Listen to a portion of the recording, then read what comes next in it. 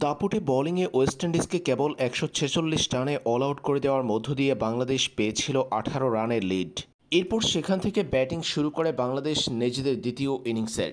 আর দ্বিতীয় ইনিংসে ব্যাটিংয়ে নেমে শুরুতে মাহমুদুল হাসান জয়কে দ্রুত হারালেও বাংলাদেশ দলের বাকি ব্যাটাররা ছিল ওয়ানডে মেজাজে।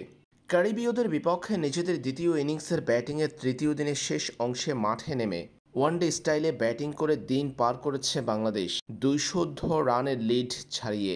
এদিন চমৎকার ব্যাটিং করেছেন সাদমান ইসলাম। ৫০ পূর্ণ করতে না পারলেও ৪৬ রান করেছেন তিনি। শাহাদাত হোসেন দীপুর ব্যাট থেকে এসেছে ২৬ বলে ২৮ রানের ইনিংস। রীতিমতো ওয়ানডে স্টাইলে ১০৭ স্ট্রাইক রেটে ব্যাটিং করেছেন এই তরুণ। মেহেদী হাসান মিরাজ ৫০ করতে পারেননি, তবে ৩৯ বলে খেলেছেন ৪২ রানের চমকপ্রদ এক ইনিংস। ৭-৪-এ সাজানো ছিল তার ইনিংসটি। এরপর লিটন দাসের ব্যাট থেকে এসেছে ২৫ রান।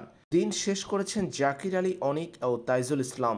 জাকির অপরাজিত ২৯ রানে, আর তাইজুলের ব্যাট থেকে এসেছে ৯ রান। চতুর্থ দিনের খেলা শেষ শুরু করবেন এই দুইজন। হাতে এখনও মমিনুল হকের উইকেট বাকি।